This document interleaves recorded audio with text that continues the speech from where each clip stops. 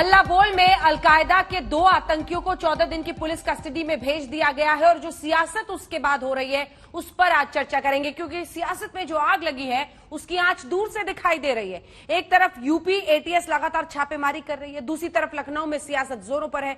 UP में अगले साल होने वाले चुनाव को लेकर सभी ने अपने अपने फायदे को देखते हुए सियासत का रुख ही मोड़ दिया है। अखिलेश यादव जहां इस पूरी कार्रवाई पर शक की सुई घुमा रहे हैं, वहां मायावती ने संदेश का दीवार इस पे खड़ी कर दी है। अब ऐसे में सबसे बड़ा सवाल कि क्या आतंकियों पर होगी सियासत?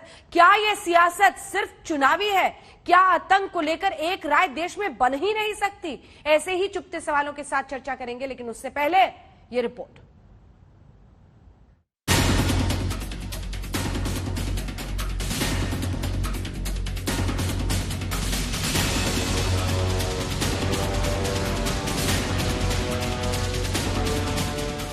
यूपी में अलकायदा समर्थित गजवातुल हिंद के संदिग्ध आतंकियों की गिरफ्तारी पर अब सियासत जोर पकड़ रही है। यूपी पुलिस का दावा है कि 15 अगस्त से पहले बड़ी आतंकी वारदातों को अंजाम देने की फिराक में थे आतंकी। पेशावर में बैठा हैंडलर पूरी साजिश रच रहा था। यूपी पुलिस युद्ध स्तर पर शहर दर शहर पूरे आतंक के मकड़जाल को एक्सपोज करने में लग गई है। और इधर अखिलेश यादव के एक बयान पर जमकर सियासत की चिंगारी सुलग गई है। अखिलेश यादव पंचायत चुनाव पर सरकार को घेर रहे थे। अखिलेश ने आरोप लगाया कि बीजेपी से बड़ी गुंडागर्दी वाली पार्टी और कोई हो ही नहीं सकती। प्रशासन को साथ लेकर गुंडागर्दी करके भाजपा ने एक नई परिभाषा तय की है।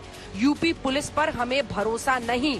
उनके इस बयान पर बीजेपी ने सीधा आरोप जड़ा, एजेंसियों पर नहीं आतंकियों पर भरोसा करते हैं अखिलेश। ऑपरेशन चल रहा है, उसमें उन्होंने एक घर को घेरा हुआ है। मैं उत्तर प्रदेश की पुलिस पर और खासकर बीजेपी की सरकार भरोसा नहीं कर सकता। देखिए, ये वो लोग हैं जो सुरक्षा एजेंसियों पर नहीं आतंकियों पर भरोसा करते हैं, क्योंकि इनकी जब सरकार थी उत्तर प्रदेश में तो ये कहते थे कि हम अपने इन लोगों पर से मुकदमा उठाएंगे जिनको आतंकी मुकदमों में डाल दिया गया है जेल में, उनसे सहानुभूति रखते थे। तो ये सुरक्षा एजेंसियों पर कहां भरोसा करेंगे उत्तर प्रदेश की। लेकिन हम उन्हें बताना चाहते हैं कि उत्तर प्रदेश में हमारी सुरक्षा एजेंसियां बहुत सतर्क हैं। हम सबको सुरक्षित रखने में उनका पूरा योगदान है। आज बहुत बड़ी साजिश को उत्तर प्रदेश में नाकाम किया है, इसलिए इनका मनोबल तोड़ने का मत क्या कीजिए। लखनऊ के काकोरी में गिरफ्तारियों के बाद कानपुर सहित उत्तर प्रदेश के कई शहरों में संदिग्धों को पकड़ने के लिए रेड हो रही है। वहीं समाजवादी पार्टी ही नहीं, तमाम पार्टियां यूपी सरकार की इस आतंकी रेड को चुनावी पॉलिसी बता रही हैं। देखिए, उसके पीछे कई सारी चीजें जो अखिलेश जी कह रहे हैं, उसमें अब एनकाउंटर कैसे होने लगा वहाँ, वो भी हमने देखा है। लोग प्रेडिक्ट तक कर देते थे कि फलाना आ रहा, वो एनकाउंटर हो जाएगा, और वो हो जाता था। तो जाहिर है ऐसी चीजें ना हुई हों, उसी संदर्भ में उन्होंने अपना मत व्यक्त किया। जब तक उत्तर प्रदेश का चुनाव होगा, टेररिस्ट पकड़े जाते रहेंगे। पहले भी जब चुनाव हुआ था टेररिस्ट पकड़े गए थे, बीच में टेररिस्ट की गतिविधियां खत्म हो गई थी। लेकिन जब जब चुनाव आता है इस तरीके के वाकयात होते हैं। लखनऊ में पकड़े गए अलकायदा के संदिग्ध आतंकी मसीरुद्दीन के परिवार वालों ने पुलिस के आरोपों को सिरे से खारिज किया है। उसकी पत्नी का कहना है कि उसका पति आतंकी नहीं, जिस प्रेशर कुकर में खाना बनता था उसे उठाकर ले गई है पुलिस। सर, करीब 11:30 का टाइम था जब ये लोग आए हैं। हमारे हस्बैंड चाय पी के बैठे हुए थे, तो जब दरवाजे हमने खोला तो हमको 3-4 आदमी मिले। तो हम अंदर आए तो इनके हमने कहा पता नहीं कौन है, तो ये मेरे आदमी खुद ही मतलब हस्बैंड खड़े हो गए। उन्होंने खुद ही उन लोगों को आवाज दी कि हाँ सर क्या है, तो कहने लगे कि जो है मुशीरुद्दीन कौन है, तो उन्होंने बताया। सर ऐसे होते तो वो भाग लेते, और फिर भी उन लोगों ने सुना नहीं, उनको लेके चले गए। हम थाने पे गए, करीब 1.5 घंटा उनको उसी जीप में बिठा ले रखा। जब तक हम रहे उनको नीचे नहीं निकाला, बाहर नहीं निकाला। तो वो कुकर निकालेंगे, कहने लगे इससे तो कोई लेना देना नहीं। उसके बाद में भी समझ लीजिए भाई, जब बेटियों को भगा दिया, बाद में पता चला, फिर दोबारा में वो लोग आए, वो कुकर उठा ले गए।